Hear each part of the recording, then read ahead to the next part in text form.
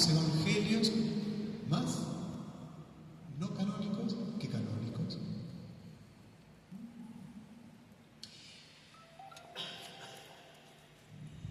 Y entonces vemos cómo la Biblia es un texto que ha sido elegido.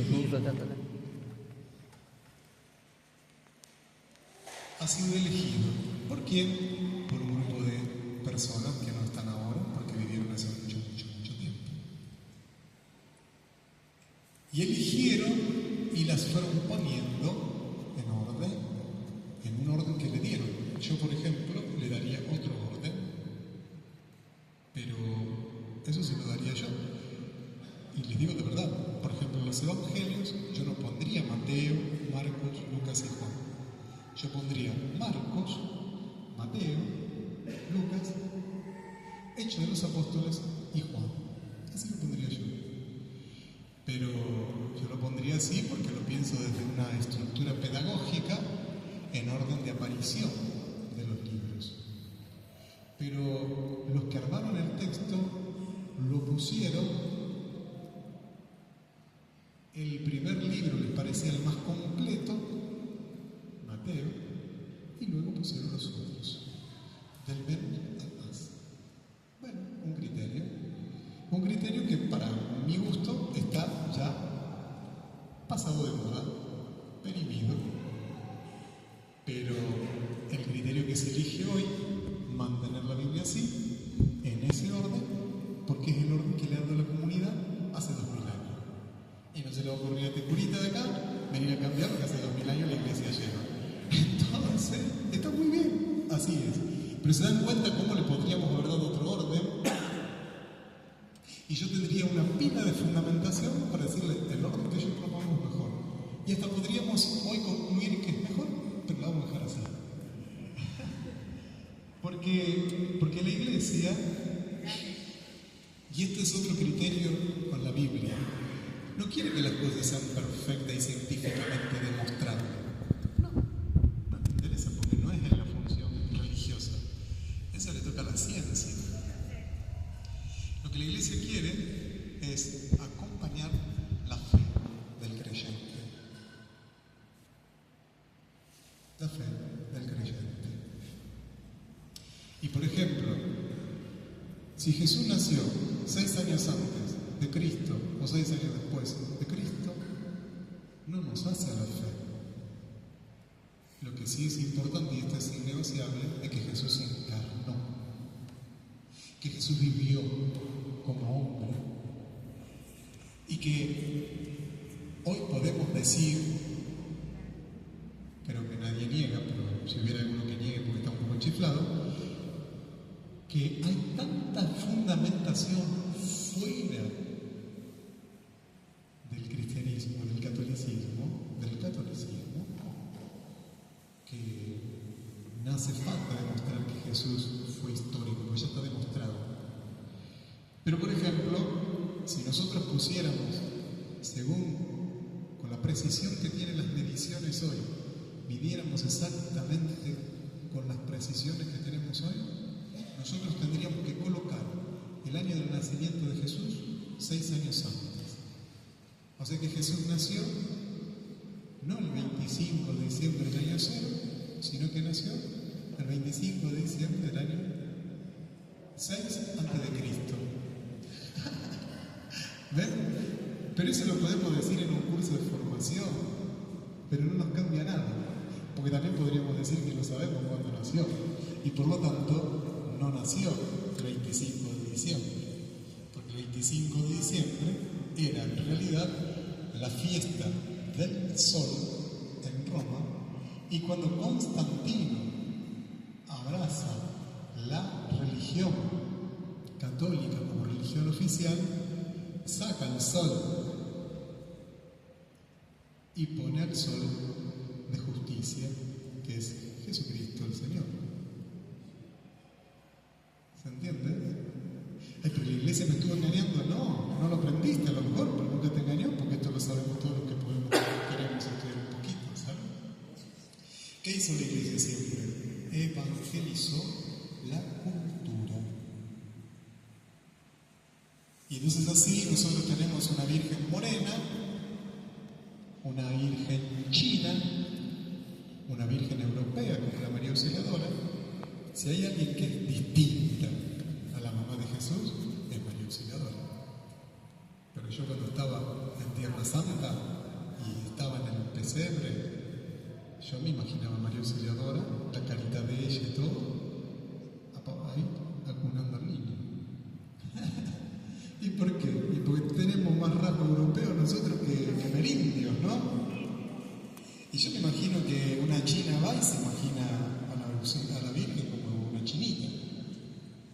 ¿Se dan cuenta? Lo importante es lo importante, lo occidental es occidental. Y eso es un criterio para encontrarnos con la palabra de Dios. Lo importante es lo importante, lo occidental es occidental. Entonces a nadie de nosotros se nos ocurriría ir a los relatos de la creación y pensar que Dios hizo el mundo en 7 días. Compadre, ¿no lo hizo en 7 días? No, ya te dije, eso fue una tradición. ¿Una tradición? Sacerdotal, muy bien, estuvo atento. Fue una tradición sacerdotal. Como tampoco agarró barro del piso, lo mojó no sé con qué, y hizo ahí el barrito para hacer el hombre. No. ¿Por qué? ¿Porque es una tradición? Alfarero, muy bien. Entonces se dan cuenta, y entonces, ¿pero qué onda? ¿Qué hizo Dios entonces? Entonces tenemos que ir un poquito más arriba. Tenemos que mirar el texto en su contexto. Es como mirar este piso. Este piso, cuando más distancia tomas, más de descubrir lo hermoso que es. Y vamos a tratar de hacer un esfuerzo. ¿Qué está diciendo el primer texto? Que en realidad es el segundo, Porque primero la tradición alfarera y después la tradición sacerdotal. Ahí también, si yo tuviera que escribir el Antiguo Testamento, pondría primero la que está en el capítulo 2 y pondría en el capítulo 2 la que está en el capítulo 1. ¿Sí? Entonces, ¿por qué? Y porque la tradición alfarera es anterior a la sacerdotal. ¿Por qué? Y porque los pueblos hacen sus vasijas antes que cuando te estableciste hiciste un templo. Las vasijas se hacen sobre todo en el tiempo de nómade, cuando van caminando. Los templos se hacen cuando ya se está sentado. Por eso los cristianos, hasta el 320, después del 15, no teníamos templos. Porque no estábamos asentados, porque éramos perseguidos. Y entonces no hay templos. Los templos cristianos comienzan después de que en el 315 Constantino vence ahí en el río Nilo, en el puente del Nilo. Pero si nosotros vamos al Génesis, descubrimos verdades de fe espectaculares. Por ejemplo, que somos imagen y semejanza de Dios. ¿Saben qué? Eso no lo dice ninguna religión del mundo. Esa es una tradición judeo-cristiana. Somos imagen y semejanza de Dios. Es eso lo que nos hace después que podamos ser hijos de Dios. Sus hijos son hijos de ustedes también porque se les parecen, aunque sean adoptados, porque los hijos adoptados toman las características de la familia que lo adopta. Somos hijos de Dios porque somos imagen y semejanza de Dios. Y eso, no hay relato de creación, y todos los pueblos tienen relatos o mitos de creación. ¿Sí? Todos los pueblos, ustedes vayan a Google y digan relato de los incas, se van a quedar sorprendidos, son muy lindos. Relato de los aztecas, y váyanse de quién eran los egipcios y a qué sé yo qué, a los nórdicos, ¿sí? Porque una de las cosas que yo hago, como enseño esto en antropología, después les hago confrontar a los alumnos en una evaluación, les doy el relato del Evangelio, les doy el relato de la Biblia, Génesis 1 y Génesis 2, y les doy siempre un relato de un mito. ¿Cuáles son las semillas del verbo que hay acá? ¿Cuáles son las diferencias y las coincidencias? Las croquetas a funcionar. Entonces, imagen y semejanza de Dios. Hechura de la mano de Dios. Eso nos lo da el alfarero. Claro, como cuando ustedes amasijan a los bebecitos, ¿no? ¡Ay, esto qué comer! Nunca le viene esa idea. ¡Ay, qué lindo! Comer el culito. ¿Sí?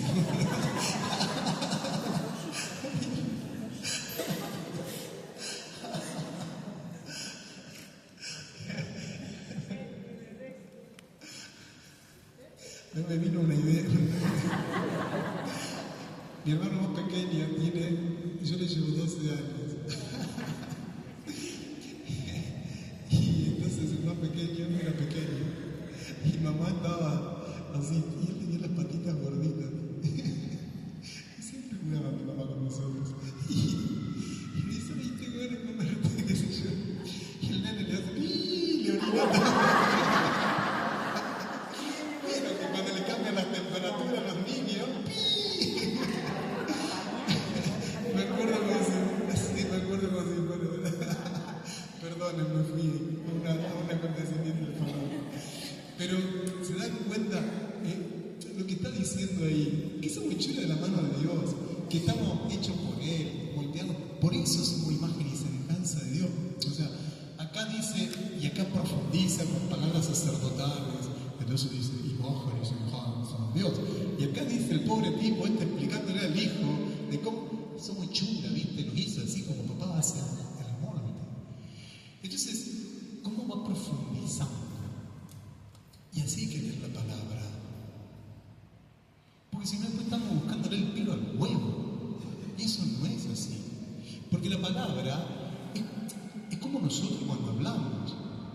Cuando hablamos, decimos cosas y nos vamos diciendo, pero casi ninguna palabra encierra todo. Te quiero tanto. ¿Qué significa te quiero tanto? ¿Ves que no encierra todo? Ahora, vos le dijiste, sos una bruja, enojado, y te lo cuento. Y 7 años después, dice, sí, pero no te acordás que me dijiste que era bruja.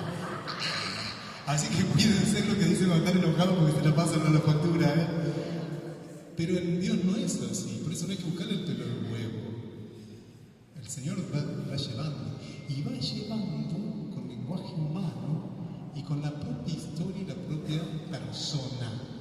Y esto lo quiero decir, y capaz que hasta me estoy extendiendo un poquito, porque si nosotros nos acercamos a los textos sagrados para obtener una fórmula y que ahí está, miren, háganse mormones, pero no católicos.